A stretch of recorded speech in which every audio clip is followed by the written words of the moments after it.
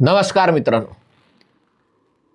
ठाकरे बंधूंनी निवडणुकीच्या आधीच मैदान सोडलं आहे का, अशी शंका मला येत आहे. आज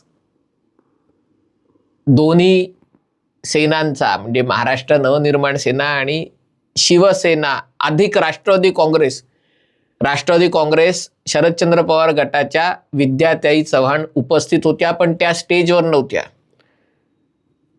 त्यांच्या सर्वांच्या एकुलत्या एक सुप्रियाताई सुळे गायब होत्या.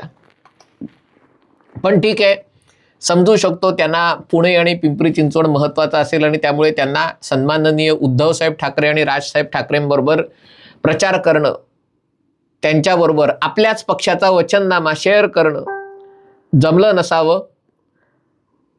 पण त्यांनी विद्याताई चव्हाण यांना तिथे पाठवलं होतं, पण त्यांना स्टेजवर जागा नव्हती.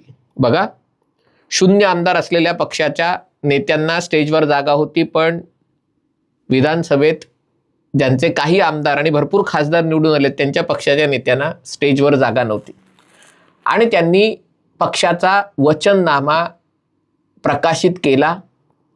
पण आश्चर्याची गोष्ट म्हणजे या वचननाम्याबद्दल ना राज ठाकरे एक शब्दाने बोलले, ना उद्धव ठाकरे एका शब्दाने बोलले. म्हणजे एरवी काय होतं की पक्षाचा जाहीरनामा, वचननामा, जे काही नामा आहे तो प्रसिद्ध झाल्यावर फीत कापतात, ते उघडतात, मग कोणतरी त्या वचननाम्याबद्दल भाषण करतं की आम्ही सत्तेवर आलो तर आम्ही अमुक करणार आहोत, तमुक करणार आहोत, तमुक करणार आहोत, तमुक करणार आहोत. राज ठाकरेंनी त्यांच्या सुरुवातीच्या संबोधनामध्ये सांगितलं की परवा अमित ठाकरे आणि आदित्य ठाकरेंनी घोषित केला, त्यात तुम्हाला कळलं असेलच.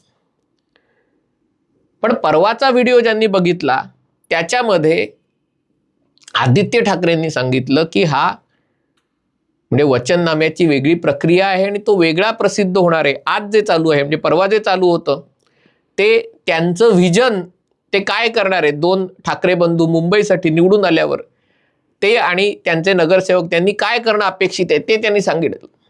बघा, ऐकूया. मी मुद्दामून तो व्हिडिओ पुन्हा एकदा ऐकला. हिंदुत्व असेल, मराठी असेल, मुंबईचं मुंबई पण असेल, मुंबईला अदानीकडून वाचवण्याचं असेल, हे सगळं तर ते दोघं हाताळणार आहेतच. पण अमित आणि मी जे दोघं बोलत होतो साधारणपणे की आपलं वचननामा नंतर येईल, कारण तो वचननामा एक त्याला प्रक्रिया आहे. बघा, अमित आणि मी बोलत होतो की आपला वचननामा नंतर येईल, कारण वचननामा प्रसिद्ध होण्यासाठी एक प्रक्रिया आहे, ती निवडणूक आयोगाकडे द्यायला लागते वगैरे, सगळं आहे. तुमच्याकडून पण मुद्दे घेतलेत काही ठिकाणी, जर नसतील घेतले तर अजूनही मला तुम्ही आम्हा दोघांनाही कोणालाही एक पेपरवर लिहून देते. सुप्रताताई बसलेत, ताई तुम्ही जरा सगळ्यांकडून जे महत्वाचे मुद्दे आहेत त्याचं संकलन करून घ्या. बघा, म्हणजे 2 दिवसापूर्वी लाईव्ह पत्रकार परिषदेत आदित्य ठाकरे म्हणतात पक्षाचा किंवा संयुक्त वचननामा आहे तो प्रसिद्ध होणार आहे, त्याच्यासाठी प्रक्रिया असते, तो निवडणूक आयोगाकडनं मंजूर करून घ्यावा लागतो. त्याच्यासाठी जर कोणाला मुद्दे सुचवायचे असेल तर आत्ता या सुप्रताताई बसलेत त्यांच्याकडे मुद्दे द्या. 2 दिवसापूर्वी म्हणजे लोक मुद्दे देणार, मग ते मुद्दे वचननाम्यात टाकणार आणि मग तो वचननामा निवडणूक आयोगाकडे जाणार, निवडणूक आयोग त्याला मान्यता देणार आणि आज तो जाहीर होणार. म्हणजे त्याच्यामध्ये प्रिंटिंग त्याचं काही प्रेझेंटेशन वगैरे सगळ्या गोष्टी. पण आज प्रत्यक्ष वचननामा प्रसिद्ध होताना पत्रकारांनी विचारलेल्या प्रश्नाशिवाय वचननाम्याबद्दल कोणी बोलेच ना. पत्रकारांनी प्रश्न विचारले त्याच्याबद्दल मी येणारच आहे. पण आज जेव्हा वचननामा प्रसिद्ध झाला तेव्हा राज ठाकरे सुरुवातीला बोलले मी 20 वर्षांनी इथे शिवसेना भवनमध्ये आलो होतो, अनेक जुन्या आठवणी आल्या, आता शिवसेना भवन इतकं बदललंय. 1977 साली शिवसेना भवनवर म्हणजे जनसंघाच्या आणि कदाचित समाजवादी इतर लोकांनी दगडफेक केली होती, तिथपासनं माझ्या आठवणी आहेत. पण शिवसेना भवनच्या आठवणींबद्दल बोलले, वचननाम्याबद्दल चकार शब्द नाही. उद्धव ठाकरे बोलले, त्यांनी नेहमीच आपलं पालुपद लावलं, पुन्हा वचननाम्याबद्दल. शेवटी पत्रकारांनी वचननाम्याबद्दल विचारलं, अरे तुमच्या पक्षाचा वचननामा प्रसिद्ध होतोय, तुम्ही कुठली वचनं देणार आहात लोकांना? आणि नंतर अजूनही म्हणजे मी आत्ता बघितलं, संध्याकाळचे 7:30 वाजलेले आहेत, राज ठाकरेंच्या ट्विटर हँडलवर शेवटचं ट्विट 24 डिसेंबरला आहे. म्हणजे 24 डिसेंबर नंतर आता 10 दिवस उलटून गेले. 24 डिसेंबरला त्यांनी उबाठा सेना आणि मनसे यांची युती घोषित केली. त्यानंतर राज ठाकरेंचं ट्विटर हँडल कोरच्या कोरं करकरीत आहे, एकही ट्विट नाही. मग मी म्हटलं बघूया, राज ठाकरेंना फार समाज माध्यमांचं वेड नाहीये, आदित्य ठाकरेंच्या ट्विटर हँडलवर बघूया. आदित्य ठाकरेंच्या ट्विटर हँडलवर आज त्यांनी कुठे बांद्रा, वरळी याच भागात ते फिरतायत. तिथे त्यांनी जे काही दौरे केले त्याचे सगळे फोटो टाकलेले आहेत. पण आजच त्यांच्याच पिताश्रींनी आणि त्यांच्याच काकांनी जाहीर केलेल्या वचननाम्याबद्दल एक शब्द नाही. त्याच्यात म्हणे ते श्रेय घेण्याचा प्रयत्न केलाय वगैरे हे सगळं आहे. पण त्याच्यामध्ये त्यांनी केलेल्या सादरीकरणाचं ट्विट आहे 2 जानेवारीला, शब्द ठाकरेंचा, मुंबईच्या विकासासाठी प्रत्येक वचन पूर्ण करणार. आज जो वचननामा झालाय त्याच्यावरही शब्द ठाकरेंचा हेच लिहिलाय. म्हणजे तो वेगळा वचननामा आहे का तेच ठाकरेंचं विजन डॉक्युमेंट आहे, कोणाला कल्पना नाही. म्हणून मी म्हटलं बघूया शिवसेनेच्या वेबसाईटवर बघूया. शिवसेनेच्या वेबसाईटवरही शिवशक्तीचा वचननामा म्हणजे मराठी माणसाच्या, मुंबईकरांच्या भल्याचा विचार, हाच विचार घेऊन वचननाम्याच्या माध्यमातून ठाकरेंनी मराठी माणसाला पुन्हा एकदा आज शब्द दिलाय, आम्ही पुन्हा करून दाखवणारच. काय करून दाखवणार कल्पना नाही. आणि त्यांनी विश्वास व्यक्त केला वगैरे आहे. पण त्या वचननाम्याची कॉपी तिथेही नाही, ना राज ठाकरेंच्या ट्विटर हँडलवर, ना आदित्य ठाकरेंच्या ट्विटर हँडलवर. उद्धव ठाकरेंकडनं तर अपेक्षाच नाहीये. पण त्याच्यातही त्या शब्द ठाकरेंचा फोटो त्यांनी प्रसिद्ध केलेला आहे. परंतु त्याच्यामध्ये कोणती कलमं आहेत, काय काय आश्वासनं दिलेली आहेत, हे शिवसेनेच्या अधिकृत चॅनलमधनं कुठेही किंवा मनसेच्या अधिकृत चॅनलमधनं कुठेही समोर आलेलं नाहीये. जे समोर आलंय वचननाम्यात काय आहे, हे जे शिवसेनेने ट्विट केलेलं आहे त्याच्यात काय, मतचोरी पकडल्यानंतर भाजपाने उमेदवारांची पळवापळवर सुरू केली, हे उद्धव ठाकरेंचं वक्तव्य आहे. अधिकाराचा दुरुपयोग करणाऱ्या अध्यक्षांना तात्काळ निलंबित केलं पाहिजे. म्हणजे राहुल नार्वेकरांनी काहीतरी कोणाशी तरी हुज्जत घातली आणि जरी ते विधानसभेचे अध्यक्ष असले तरी ते विधानसभेच्या म्हणजे सभागृहात अध्यक्ष आहेत, बाहेर ते साधे आमदारच आहेत आणि त्यामुळे त्यांच्यावर कारवाई झाली पाहिजे. पुन्हा याचा वचननाम्याशी काय संबंध आहे? काडीचाही संबंध नाही. कोण किती खोटारडं असू शकतं हे या निर्लज्जांना पाहून कळतं. कोस्टल रोडचं जसं क्रेडिट चोर श्रेय घेण्याचा खोटा प्रयत्न करत आहेत, तसंच आज होर्डिंग लावलेलं आहे की वंदनीय बाळासाहेब ठाकरे यांचा पुतळाही या खोटारड्यांनी बांधला. हे आदित्य ठाकरेंचं ट्विट शिवसेनेने रिट्विट केलंय. आता त्यांनी या वचननाम्याबद्दल काही मीडिया म्हणजे काय बॅनरबाजी आहे ती त्यांच्या ट्विटर हँडलवर आहे. वचननाम्यात काय आहे तर ठेवी या चाटायला नसतात असं तुम्ही म्हणत असाल तर मी सांगतोय, ठेवी या कॉन्ट्रॅक्टरचे बूट चाटून त्यांना वाटायला देखील नसतात. वचननाम्याशी काय संबंध आहे? काही नाही. पश्चिम बंगालमध्ये बिनविरोध निवडणूक झाल्यावर भाजपच सुप्रीम कोर्टात गेला होता. त्याच भाजपाचं आताच्या महाराष्ट्रातील परिस्थितीबद्दल काय म्हणणं आहे? माननीय श्री राज ठाकरे, भाजपाने आमच्या छोट्या कामांचं क्रेडिट घेण्यापेक्षा मोदीजींनी कैलास पर्वत बांधलाय, स्वर्गातून गंगा आणलीय, मिंध्यांनी अरबी समुद्र केला आहे, ही त्यांची कामं मागे पडत आहेत. मला वाटतं भाजपाने समुद्र मंथन करून अरबी समुद्रात असलेलं शिवस्मारक बाहेर आणावं. इतकं नादान आणि फालतू वक्तव्य केवळ आणि केवळ श्री उद्धव साहेब ठाकरेच करू शकतात, त्यामुळे सांगायची गरजच नाहीये. भाजपचा महापौर तर होणारच नाहीच, पण झालाच तर मुंबईचं अदानिस्तान झाल्याशिवाय राहणार नाही. माननीय उद्धव साहेब ठाकरे. पुन्हा नाव सांगायची गरज नाही. आपल्या महाराष्ट्रात हिंदू खत्रे में है असं म्हणून मोर्चे काढावे लागतात. हे अपयश कोणाचं? माननीय उद्धव साहेब ठाकरे. आपल्या महाराष्ट्रात हे झालं. आता आणखीन काय टाकलंय पुढे?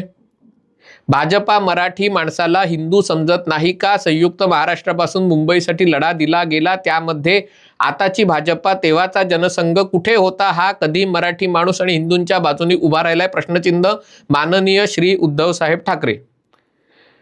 म्हणजे ही वचननाम्यातले यांचे कलम आहेत का? म्हणजे ज्या लोकांना तसंही वचननामा वगैरे फार कोणी गांभीर्याने घेत नाही, पण ज्यांना तो वचननामा वाचून यांना मतदान करायचं आहे त्यांच्यासाठी हा वचननामा पक्षाच्या कुठे उपलब्ध नाही. म्हणून मग मी म्हटलं की शिवसेनेचं अधिकृत वेबसाईट बघायचं नसेल तर मग ABP माझा, मुंबई तक, TV9 मराठी बघितलं की ते उभाट्या सेनेचे अधिकृत प्रवक्त्यासारखेच असतात, म्हणून त्यांच्या वेबसाईटवर बघितलं.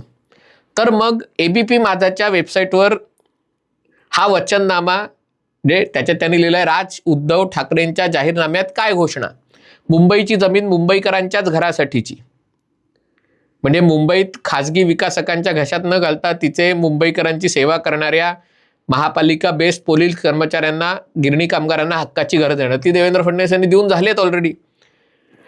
मुंबई पालिकेचं स्वतःचं गृहनिर्माण प्राधिकरण असेल, ठीक आहे. पुढील 5 वर्षात 1 लाख मुंबईकरांना परवडणारी हक्काची घरं दिली जातील. घरकाम करणाऱ्या महिलांची नोंदणी करणार आणि त्यांना 1500 रुपये, म्हणजे ज्या ऑलरेडी काम करतायत, पैसे कमवत आहेत, त्यांना 1500 रुपये स्वाभिमान निधी देणार. कोळी मच्छीमार विक्रेत्यांची नोंदणी करून त्यांना अर्थसहाय्य करणार. कष्टकरी मुंबईसाठीकरांसाठी 10 रुपयात नाश्ता आणि दुपारचं जेवण देणारी मासाहेब किचन. दर 2 किलोमीटरला अशी महिलांसाठी उत्तम स्वच्छता असलेली शौचालयं, त्याच्यात सॅनिटरी नॅपकिन वेंडिंग मशीन असतील, लहान मुलांचे डायपर बदलण्याची सोय असेल. लहान मुलांना डायपर बदलायला दर 2 किलोमीटरनी, त्याच्यासाठी लोकसत्तासारखे वर्तमानपत्र आहेत ना ते शी काढायला. म्हणजे नोकरदार पालक तसंच कष्टकरी महिला यांना लहानग्यांना पाळणाघरं सुरू करणार. पाळीव प्राणी, प्रत्येक विभागात पाळीव प्राण्यांसाठी पेट पार्क, पेट क्लिनिक, पेट क्रेश, पेट ॲम्ब्युलन्स, पेट क्रेमेटोरियम यांची सोय उपलब्ध करून देणार. वा. वंदनीय बाळासाहेब ठाकरे स्वयंरोजगार अर्थसहाय्य योजना, 25,000 ते 1 लाख रुपयांचा स्वयंरोजगार सहाय्यता निधी आणि 25,000 गिग वर्कर्सना आणि डबेवाल्यांना ई-बाईकसाठी बिनव्याधी कर्ज देणार. पण हा सगळा वचननामा नाही आहे, हा सगळा व्हिजन डॉक्युमेंटचा भाग आहे. म्हणजे जी व्हिजन डॉक्युमेंट परवा आदित्य ठाकरे आणि अमित ठाकरे यांनी सादर केली, किंवा जे काही त्यांचं सादरीकरण केलं नगरसेवकांसमोर आणि वचननाम्यासाठी मुद्दे द्या असं सांगितलं, तीच व्हिजन डॉक्युमेंट आज शब्द ठाकरेंचा म्हणून वचननामा म्हणून फक्त मराठी माणसाच्या ऐवजी मुंबईकरांसाठी केले. आणि त्यावरून असं लक्षात आलंय की या पक्षांची लढाईची इच्छाशक्ती संपलेली आहे. आणि त्यामुळे आम्ही काय करणार आहोत त्याच्यापेक्षा भाजप कसा नालायक आहे, भाजपा कशा प्रकारे मुंबई अदानीच्या घशात घालतोय, भाजपा कशा प्रकारे मुंबईकरांच्या जीवाशी खेळतोय, ह्याच्यावरच सगळी चर्चा. तरी देखील त्यांना मतं मिळतील, त्यांचे नगरसेवक काही ठिकाणी निवडूनही येतील. काँग्रेसही तसंच आहे, त्यांचे युवराज व्हिएतनामला गेलेत, आणखीन कुठे फिरत असतात, त्यांनाही महापालिकेच्या निवडणुकीची पडलेली नाही आहे. पण तरी अनेक लोक आहेत की जे काँग्रेसला न बघता मतदान करतात. तसे लोक असतील जे न बघता मतदान करतील. पण मुंबईसाठी नेमकं काय करणार आहेत हे जाणून घ्यायची उत्सुकता होती. म्हणजे राज ठाकरे, उद्धव ठाकरे सेनाभवनमध्ये येतात हे मोठी गोष्ट होतीच, पण ते एकत्र म्हणून त्यांनी जो वचननामा लिहिलाय तो काय लिहिलाय, त्यांनी तो लिहिलाच नाहीये. जे परवाचंच म्हणजे काय म्हणतात ना, कालच्या जेवणातल्या पोळ्या उरल्या की त्याची आज फोडणीची पोळी करून वाढतात, किंवा भात उरला तर त्याचा फोडणी भात करून खायला देतात. ही अशीच गोष्ट या वचननाम्याच्या दृष्टीने झालेली आहे. यातनं मुंबईसाठी, मराठी माणसासाठी झटणाऱ्या पैदा झालेल्या पक्षांची वैचारिक दिवाळखोरी दिसून येत आहे. मला असं वाटतं माध्यमांनी हा वचननामा जे काय आहे ते त्यांना मिळालेलं आहे, कारण बाकी कोणाला मिळालेलं नाही. त्यांना जी कॉपी मिळाली ती PDF स्वरूपात उपलब्ध करून द्यावी आणि त्याच्यावर किमान वाद चर्चांचं आयोजन करावं. म्हणजे मुंबईला अदानीच्या घशात न घालता, अंबानींच्या घशात न घालता मराठी माणसाच्या हातात कशा प्रकारे मुंबई राहू शकेल याची कल्पना किमान मुंबईतल्या मराठी आणि अमराठीही, कारण तेही आपलेच आहेत, त्या सगळ्यांना येऊ शकेल. आणि तरच या जाहीरनाम्याची चर्चा मुंबईकरांमध्ये होऊ शकेल.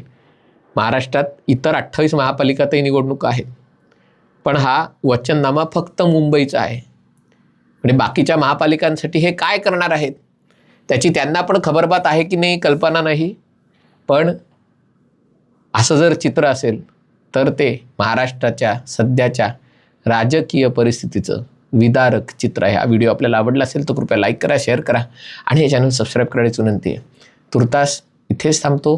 पाहत रहा MH48.